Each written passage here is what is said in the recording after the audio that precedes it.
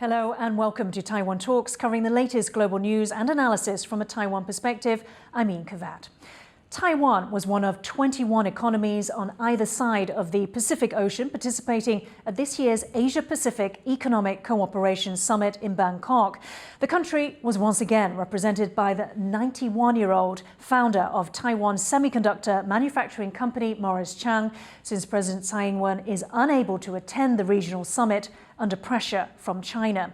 The seating plan for the two-day event was arranged alphabetically, with Taiwan named as Chinese Taipei, again under pressure from China, but apparently categorized under the letter T. Chang was seated between Singaporean Prime Minister Lee Hsien Loong and US Vice President Kamala Harris. We ask, did peace in the Taiwan Strait dominate this third Asian summit, and how is Xi Jinping's global diplomatic push faring? Joining me in the studio to discuss this are Leonard Zhao, National Tsinghua University adjunct professor and former Taiwan ambassador to Eswatini, and Peter Chase, German Marshall Fund in the US senior fellow, expert on US-EU economic policy based in Brussels, and a former US diplomat, including at the American Institute in Taiwan, and Lu Yezong, National Zhengzhi University Department of Diplomacy professor and chair. All a warm welcome to the show. Before we get into the APEC summit, let's take a look at the latest regional news. US Vice President Kamala Harris has met with Ferdinand Marcos Jr. in the highest level trip to the Philippines by a Biden administration official. It's been seen as a reset to the US's oldest Asian treaty alliance, following former President Rodrigo Duterte's swing toward China. Harris's visit includes a stop on the island of Palawan, which is claimed by China and located in the South China Sea. Harris is expected to reaffirm Washington's support for the 2016 tribunal ruling that rejected the PRC's territorial claims in the South China Sea. The defense treaty between Washington and Manila allows U.S. access to Philippine military bases for joint training, pre-positioning of equipment, and the building of facilities such as runways, but not a permanent presence. The U.S. has proposed adding more sites to the current 5 available. In September, Philippine ambassador to the U.S., Jose Manuel Romualdez, said Manila would let the U.S. forces use its bases in the event of a Taiwan conflict only if it is important for us, for our own security. We stand with you in defense of international rules and norms as it relates to the South China Sea. An armed attack on the Philippines' armed forces, public vessels, or aircraft in the South China Sea would invoke U.S. mutual defense commitments. And that is an unwavering commitment that we have to the Philippines. Professor Liu, the Philippines is about 200 kilometers away from Taiwan. We have a map here that we can show. So just south of Taiwan is the Philippines, about 193 kilometers. So the Philippines is clearly strategic to the US in the event of a Taiwan contingency. And you would imagine that it would be impacted if there was an attack on Taiwan, just as for Ukraine, the countries surrounding it, such as Poland, are impacted. Now, I just want to quote to you something that Marcus said to Kamala Harris. He said, the upheavals that we are seeing, especially not only in the region, but especially in the region, these partnerships become even more important, and the situation is rapidly changing, and we must evolve to be properly responsive to that situation. Would it be in the Philippines' national interests to respond to a Taiwan contingency? Mm-hmm. Yes, I think foremost, the issue is about security. Once it is relating to national security, I think all leaders in the world would treat it seriously. So in the case of the Philippines, we all know that because the Philippines is located in the South China Sea, very near to that disputed area. And for that channel, actually that area accounted for about 30% of global maritime trade in the past few years.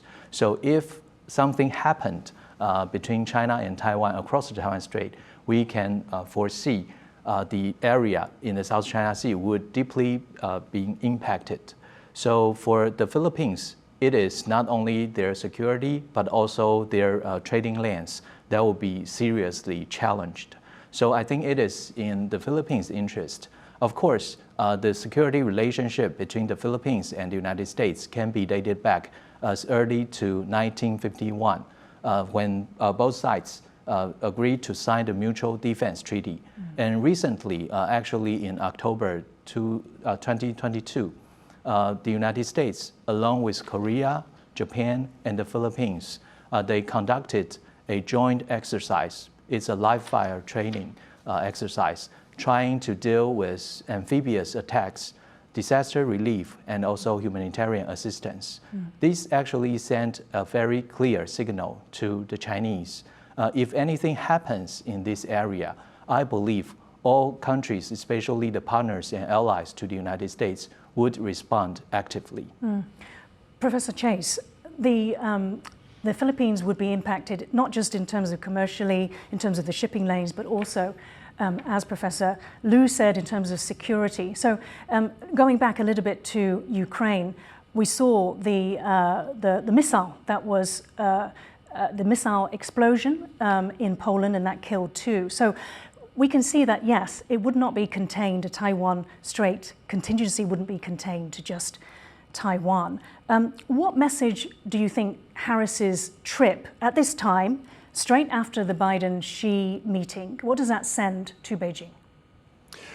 Well, I think she was very, very clear in reiterating that there is a treaty relationship, a defense treaty relationship between the Philippines and the United States. So Kamala Harris. Kamala Harris, yes, I'm sorry, as your clip showed. And in addition to that, I think that reiterating it so explicitly, making it part of her statement, was obviously very intentional, and to indicate that there is an issue and that we are committed, the United States is committed, to help the Philippines defend itself. But I think it's also important that her visit comes after Mr. Marcos was reelected in May. During the period of his predecessor, the United States and the Philippines had a rather fractious relationship, mainly over human rights, but more than that, Mr. Duterte also had a relationship with China that was created frictions, I think, between Washington and the Philippines. So for her to come now to simply reaffirm the strength of our relationship was very intentional, and I thought was very well done, actually. Going out to the island to stress this question about international law was also very much what she was trying to do, to make sure that things are explicit, not just to be inferred. Leonard Zhao, what message did you take from that in terms of the message that the US wanted to send to Beijing? Well, I think obviously given the current tensions over Taiwan Straits, area, that the U.S. always is in need of some extra base, military base, to be supporting a backup point for a possible U.S. Because troops. it's just 200 kilometers That's away. Right. And of course, they can hardly. I think the first choice, allow me to be frank, that the first choice for them to such base would be in Taiwan, but given some political, diplomatic reason, it cannot be done. And so they basically, the Philippines is the nearest, possible, target choice. Do you think that the Philippines would allow the U.S., when it comes to it, would allow the U.S. to use the bases? Well, it's up to the wisdom, it's up to the choice of the Filipino leaders. I think the current president, Marcos Jr., if I may put it this way, and I think that he doesn't seem to have much choice. Given the current relation between the U.S. and the Philippines, I think it's got to be very hard for Mr. Marcos to say no to such a offer. But it depends on some requirements need to be discussed under the table later on. Professor Liu, so we've seen the recent meeting between the defense ministers of China and the US, and this, of course, is a result of that thaw that began in relations between US and China, that began with Biden. What do you think we can expect to see out of this? Yes, because in the past few months, actually, the Chinese side cut off all this kind of military-to-military exchanges channels between China and the United States. It is really a pity, and it is actually reveals a worrisome sign for the countries in this neighborhood, because we all know that there are at least two kinds of military conflicts. One is intentional, the other one is by accident. So maintaining this kind of military-to-military channels of communications is quite important because this can help both sides to escape any possible miscalculations to incur this conflict of incident. So in the following few months, I believe because both sides, China and the United States, agreed to restore some kinds of channels, just like in the past. So in the following few months, I expect to see, to a certain degree, this communication would restore. However, to what extent this can be effective, that remains a big question, because we all know that the Chinese assertiveness continues in the past few months, and especially in recent weeks, even after President Biden and President Xi met in Bali, Indonesia last week. Yes, and Ambassador, in the case of Ukraine and Russia, there was communication, and yet Putin still invaded. Well, I think a follow-up to this question about the U.S. and Chinese defense ministers meeting, I think this is, well, it's not a big deal. I won't say that we can expect too much out of this. It's one of the routine meetings because this the coming, ASEAN defense ministers meeting, in short, is ADMM. Two kinds of meeting this time. ADMM, retreat. You can retreat. That means a kind of a fellowship kind of gathering. It's not been very serious. And the other kind of meeting is that the ADMM plus. That means some other, 6 dialogue partners. So I believe that this time Wei and Austin, they must be meeting at a certain the ADMM plus, and let alone to follow up on the Professor Lu's words that the Wei and Austin, they already met recently. Once before. Face to face. That's face to face. Okay, in June. Okay, at the Shangri-La Dialogue in Singapore. So this time a second meeting. But I think rather it's a get better acquainted. Okay, communication. And secondly, that let's not forget that in the U.S. and China, they both it's Biden and Xi Jinping. They are the military policy makers. Defense ministers simply executors. Okay, and thirdly, that although given the smooth and peaceful summit between Xi and Biden, still I think the military competition between the two superpowers will remain unchanged for the time being unchanged. And then lastly, I would like to point out that I won't be surprised that if there's going to be a certain exchange of visits between the two defense ministers, namely Wei Fenghe and Lloyd Austin, in a not too distant future, and that would be worthwhile for us to remain to be watched. What's going to happen? Okay. Still to come in the show, we discuss what the third and final Asian summit in the past week achieved, as well as Taiwan's remarkable 91-year-old representative. APEC 2022 has closed, and in the final declaration of the 21-member bloc, leaders pledged to boost trade and tackle the economic challenges brought by COVID-19 and Russia's invasion. They stated, quote, that most members strongly condemn the war in Ukraine and stressed it is causing immense human suffering and exacerbating existing fragilities in the global economy. Taiwan's special envoy and Taiwan Semiconductor manufacturing company founder Morris Chang held bilateral meetings including with US Vice President Kamala Harris, and interacted briefly with Chinese leader Xi Jinping, describing the encounter as, quote, pleasant. 我们在昨天就是他昨天上午他到这个休息室来的时候我们这个互相问好我恭喜了他20大的成功，双边会谈是在今天。那我们也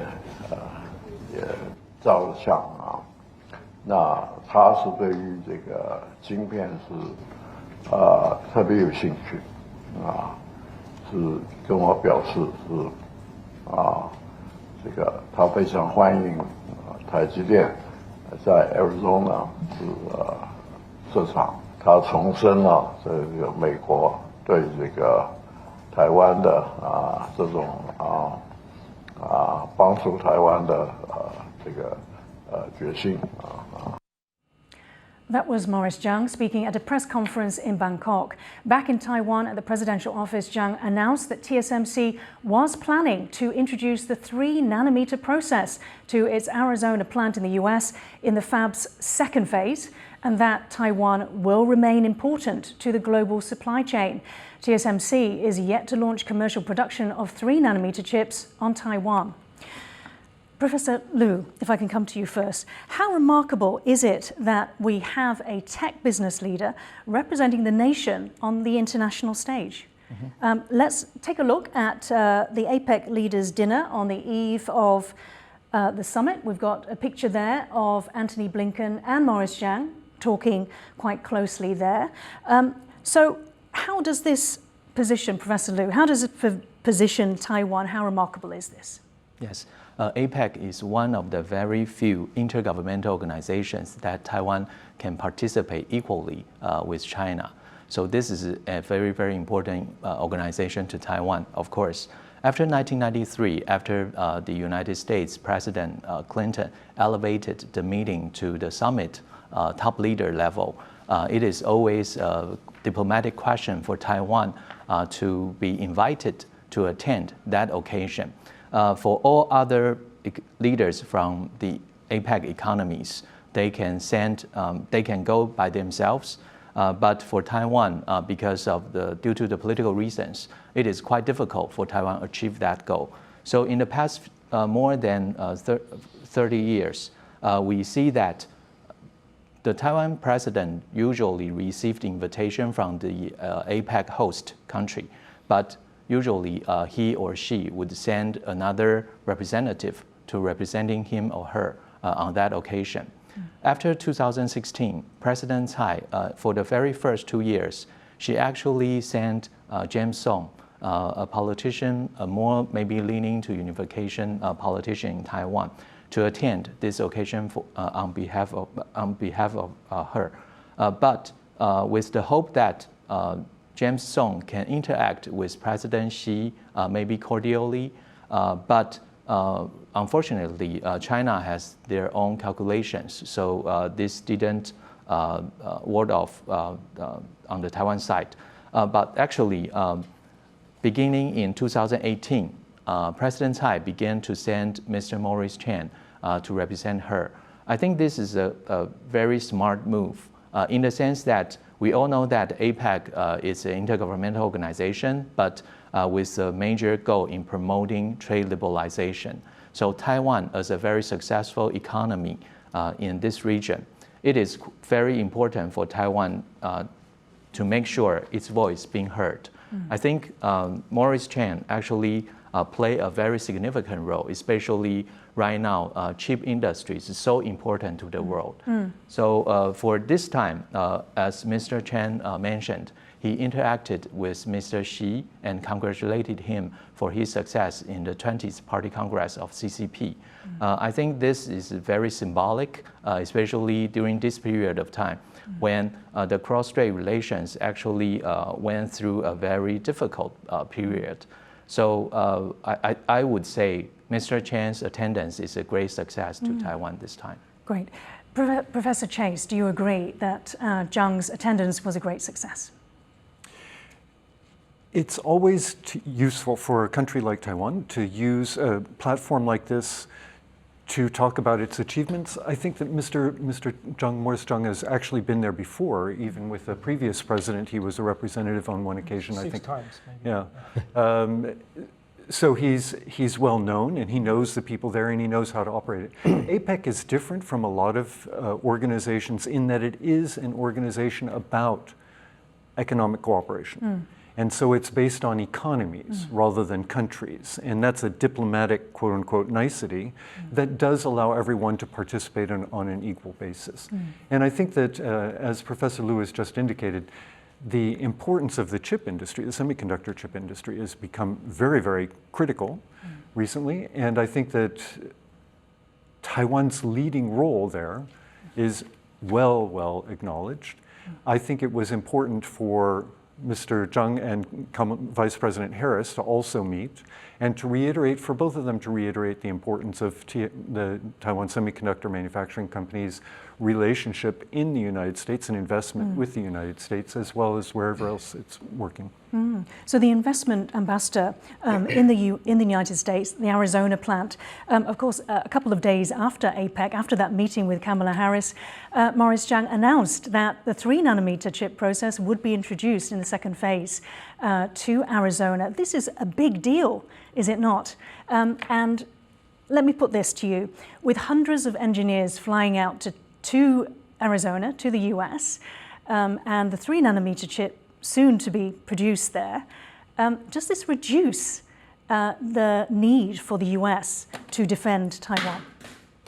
Well, the chips, to make the long story short, chips and semiconductor have become, a common vocabulary of the current geopolitical, competition.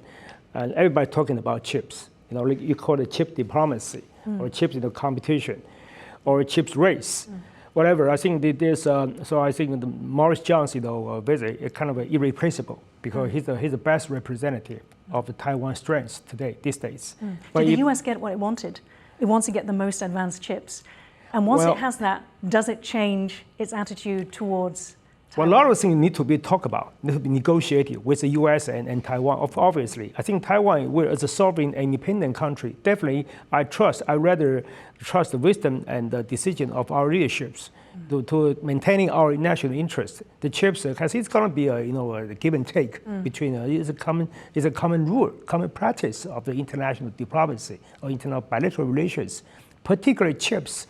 Is one of the very few. Okay, now I had to say the few, but it's a Taiwan strength. We have to take the best advantage, make some good use of our, our rare, and very timely and very, precious strengths at the current time. So the chips diplomacy is something that Taiwan can use to its advantage. Well, I hate to use that term as a foreign, as a former diplomat.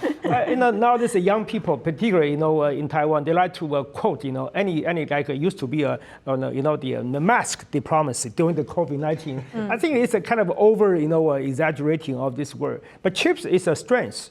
It's what we have now, and but we are also encountering certain challenges. I think as Morris Chang mentioned in his press conference, Taiwan has become a target of international, admiration or international jealousy. So I think that's I certainly hope that we're not going to become the victim of our success. I think that's what we need to. Professor, could Taiwan become the victim of its own success? Everyone can become a victim of their own success. No. If we could talk in terms of the global supply chains, where we've been keen to emphasize that Taiwan is still important to them. Taiwan is important, and it's going to remain important. I mean, you mentioned that Morris Chang indicated that TSMC will, in the second phase, start also producing the very, very small. I mean, when you're talking about 3 nanometers, it's not just that it's a small thing. It's very, very very fast, very complex. It's the sort of chip that's used to power artificial intelligence. And so it's significant that the idea is to also be producing those very advanced chips in the United States by TSMC. But the company is still there. It's the company's fabrication. It happens to be in Arizona in this particular case, and it will take a while before it gets to that point. Here, now, TSMC is the producer of, I think it's about 90% of all of those very, very small chips that are used for these highly advanced neural networks.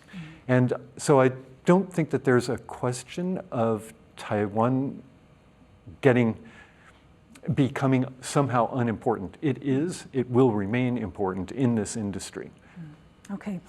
Peter, if we can move on to APEC itself, the global economy is suffering from high inflation, constrained growth, disrupted supply chains, as we mentioned, and heightening energy and food insecurity.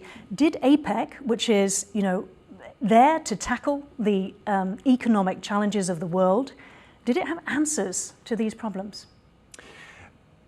So I'd like to distinguish between this particular meeting, this summit meeting, which happens once a year, versus APEC as a process, because the Asia-Pacific Economic Cooperation system is a process that has meetings at the ministerial level and at the senior official level all throughout the year. And that process does make a difference. One meeting does not. I mean, if you look at the statement from the declaration that came out of the APEC summit this time, it has all the right good words, but in some ways it's less detailed even than the declaration that came out of the G20 leaders summit just a few days beforehand. I think that it's an interesting group of countries that's included in APEC. I mean, it includes both, not just Asian countries, but also countries from North and South America. So it's all the countries that are bordering on the Pacific Ocean. Mm-hmm. And they are looking for ways to build up better relations among them. I think some of the things that they've done that are really important and that were talked about in the Leaders' Declaration are things like, how do you, in the time of COVID, how do we free up travel among us? How do we, if you have a proof of being vaccinated in one country, can you go to another country and use that? That's the sort of also very practical thing that they do. The free trade area is not one where where I feel they actually accomplished much. They reiterated plans that they've talked about, but there's not any serious discussion of actually trade liberalization in this particular context. Or Professor Liu. I think right now people are looking very forward to APEC next year, because this year the host is Thailand, next year it is the United States. So if we check the website of the State Department, it already lays out, because for the APEC, just like Peter mentioned, it is more like a platform. You got so many ministerial, deputy ministerial meetings through the whole year. So the U.S. already has a plan for which city to host which kind of meetings. So people are looking forward to it, because from a political scientist perspective, I think this would be a great chance for the Biden administration to materialize its argument about to forge a foreign policy good for middle class in the United States. And people are watching what the United States is going to do and try to learn from that. Ambassador, so from our other two guests, maybe not that much in terms of achievements from the meetings itself, from the summit itself, which is the result of many lower level meetings, but hope for 2023. Do you agree? Well, okay, APEC, the summit meeting has been going on for quite a few years, and well, given the name itself, Asia Pacific Economic Cooperation or Economic Conference, is rather, its primary focus is on international trade and economy and finance, perhaps. So, but the geopolitical, but today is a special moment for because primarily it's on economy-related matters only, and hardly on the political or diplomatic. But it's rather, okay, it's a kind of say the APEC is rather a fellowship gathering of all the country, member states, the leaders. But but this time the geopolitical crosswinds, okay, of the Ukraine war certainly has brought some, economic impact, into this event. I think, namely, some of the Ukraine war has brought about some, such as the food supply disorder, okay, and also some of the inflation, the deteriorating, the inflation, or more accurately, stagflation, okay, caused by the war, and I think that has caused overall the the global economic downturn. But this time they have to talk about it, but. Given but it's vulnerable to a certain new thought, a new rise of a certain economic nationalism. But let's look at the joint statement by the summit leaders after when it's concluded, the statement. That shows no signs that this group is capable of grappling with the ongoing ordeals, but it's a rather exchange of opinions, get acquainted. Perhaps I think why Professor said there was less detail in this compared to G20. That's right. Is that correct? Yeah, but I would like to add, and I think it was very important what you were saying, Ambassador, that, but just to, again to make it explicit, that this statement, even though APEC is about economic cooperation, the declaration from this statement also had paragraphs on Ukraine and condemning the invasion of Ukraine and deploring it, citing the resolution that had come out of the United Nations, but also indicating, just as the G20 statement did, yes, that there are a variety of opinions. But I think it was important that that geopolitical issue come up because your audience may or may not know that Russia is also a member of APEC. And had no presence at the leadership level. I believe it was only their finance minister who was there. That's right. So, in conclusion, if I may add up a rather relaxing point to this otherwise very serious talk, I think people might be aware that APEC used to be ridiculed as a kind of that stands for Asia Pacific Entertainment Conference. Some say, but a long time ago. But this time it's different from the previous summit meeting. This time without the awkward follow up of certain local attires we've seen before. But at the same time, still it's a friendship. Okay, it's a friendship. It's a good. It's a good beginning. It's symbolic meeting. I think it's worthwhile. It's for our expectation to for the next one in San Francisco. Okay. Yeah. Let me ask the last question to Professor Liu. So something that Dr. Chase mentioned, the absence of Russia. Is this a sign of increasing isolation for Moscow? Yes, but I think this time we can put it in two ways. One is the rest, 20 members. I believe none of them explicitly says that Russia is not welcomed on the meeting. But it is Russia's own choice for not attending this meeting. I would say this is definitely a big loss to Russia. Because APEC, as our two distinguished guests just mentioned, it is mainly focused on economic cooperation. But of course, we all know that geopolitics always has an impact on the agenda of APEC.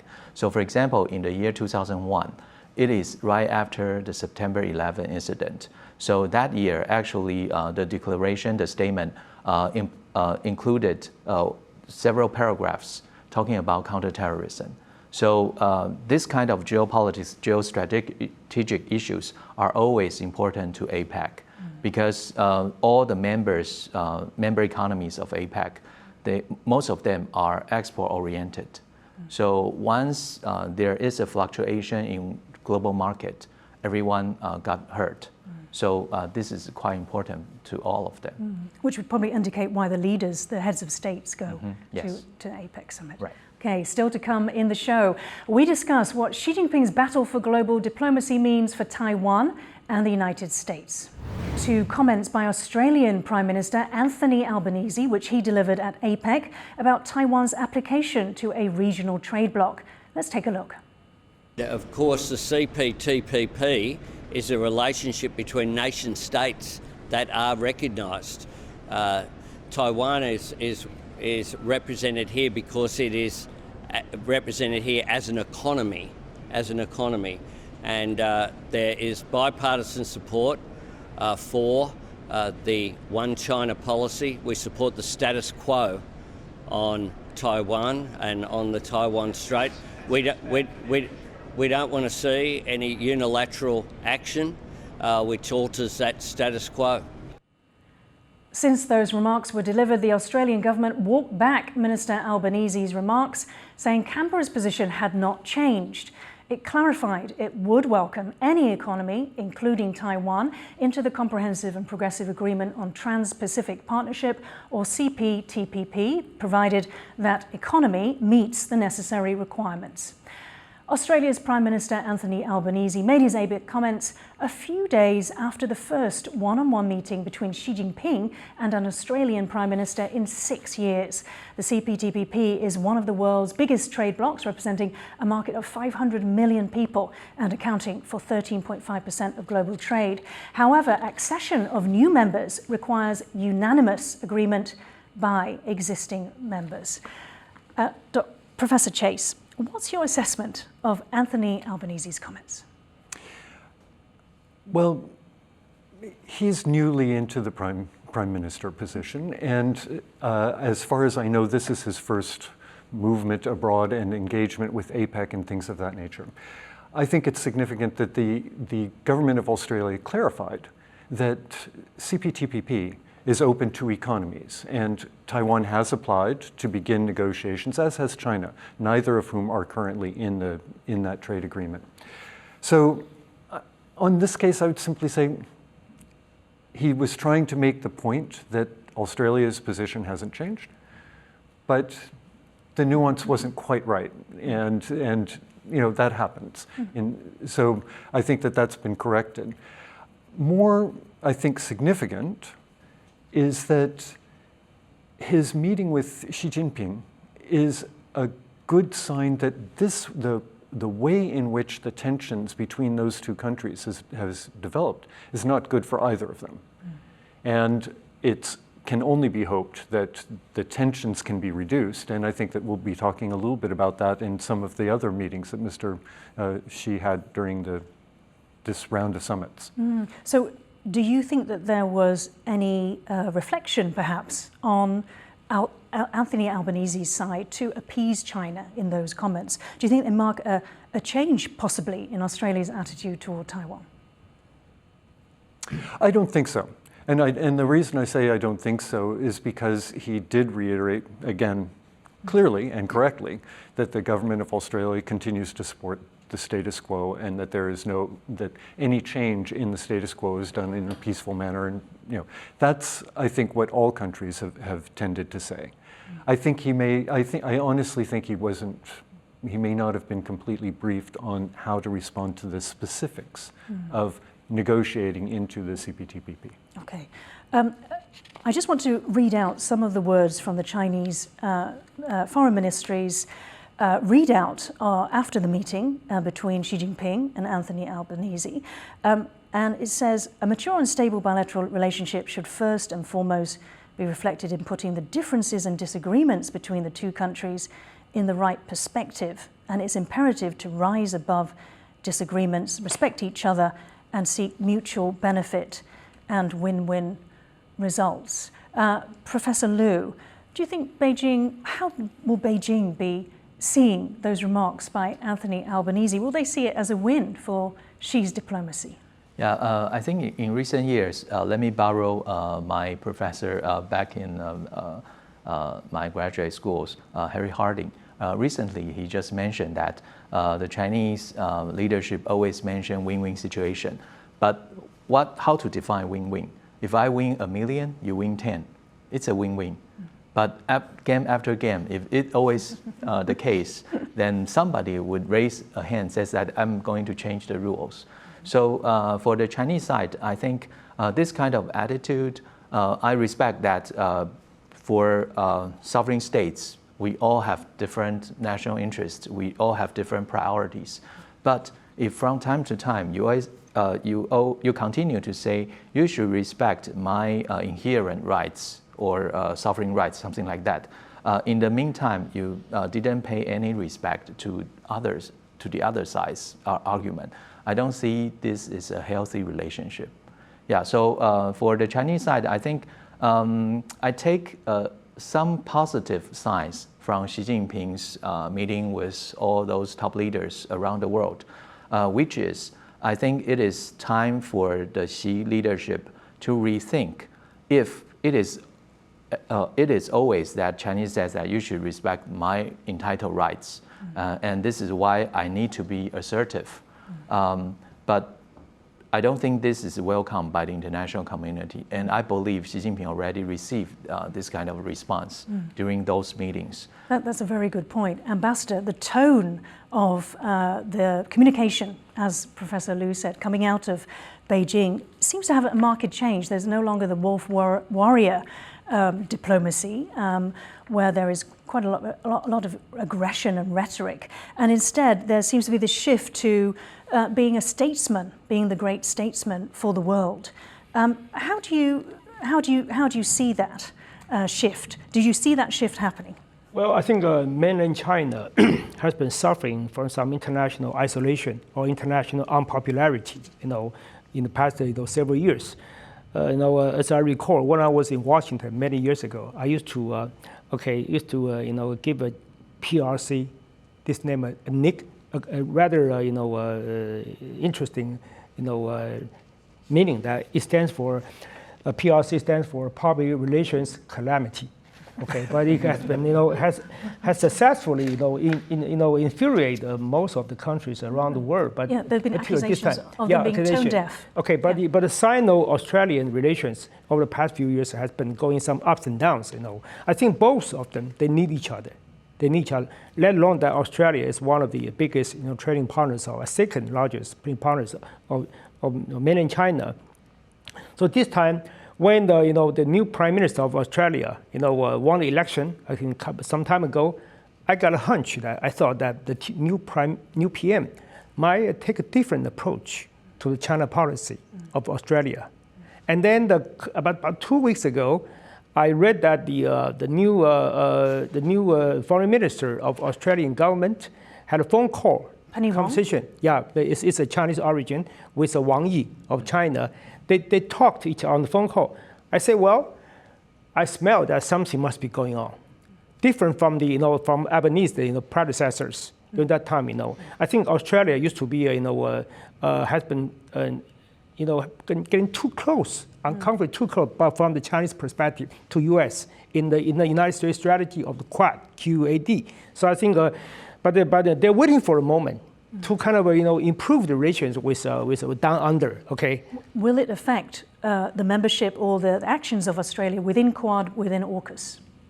I think that keeps going on. I think Australia, let alone that just last week, I think the Australian government has publicly celebrated the 50th anniversary of the diplomatic relations established between Australia and China. I think that is. I think both sides, in a word, that they try very hard at full swing. I think they're trying to negotiate, kind of improve the current, turbulence relationship. I have a feeling that it's going to be getting better off. I think they both need each other. Yeah. Professor Chase, how do you think this is being viewed? The whirlwind diplomacy by Xi Jinping, sort of catching up on a few years of I guess isolation. How is that being viewed in the US? Do you think that they are monitoring this very closely? Of course, they're monitoring it very closely. And, part of this whirlwind diplomacy included 3.5 hours with President Biden. It also included a meeting with President Marcos Jr. of the Philippines, which we opened our segment with. And I think it's important to know that Xi Jinping has been reaching out and trying to talk with people in a less, I would say, almost a more confident, but a confident doesn't have to be assertive. It doesn't have to be in your face. It can simply be calm and quieter. And that's actually good if you get more of a relationship like that. With respect to Australia, I think it's important that the Australians this is not one at the expense of the other. Improving the relationship between Australia and China is in Australia's interest, it's in China's interest, because it's been much more tense than it can and should be. But at the same time, there's no question that Australia has strengthened, and you mentioned the Australia-US-UK agreement. That has also been, there have been lots of discussions there, and that's been strengthened as well. So I don't think that these things are mutually exclusive. I think that it's much more important that we try to take some of the temperature down. So the national interests of Australia, there is a trade dispute in the WTO at the moment, and I understand that membership to the CPTPP can only happen once there are no trade disputes. So it would seem that there would be, with warming relations between Australia and the US, maybe Professor Liu, I'll ask you this question. Do you think that there will be increasing pressure on Australia to drop the case in the WTO in order to appease China? I think maybe for the Xi Jinping government, they should think about maybe I win 500,000 would be enough. So in this win-win game. So I actually do not hope this kind of dispute between both sides would hinder their economic cooperation in the future. There is a voice. Some people are arguing that for the Chinese side, once they have this kind of arrangement, usually they are using their, we call it the charm offensive. China are using their economic leverage, trying to influence their counterpart. And especially the countries like Australia, because as our distinguished guest just mentioned, Australia is a key player in the Quad and also has very strong security ties with the United States. So from Beijing's perspective, maybe they are trying to outmaneuver U.S. influence in this region, and in the meantime, by neutralizing Australia's attitude on those disputes. But I do hope this is not going to happen. Otherwise, this will, of course, backfire the image Xi Jinping was trying to build over the past few days. Leonard Zhao, so let's go from Australia to Japan now. So Xi Jinping and Fumio Kishida had a meeting on the sidelines of the G20 summit. We've got now a short excerpt from the Japanese government's readout. Prime Minister Kishida expressed grave concern about the situations around the Senkaku Islands, as well as military activities by China around Japan. Of course, China claims the Senkaku Islands.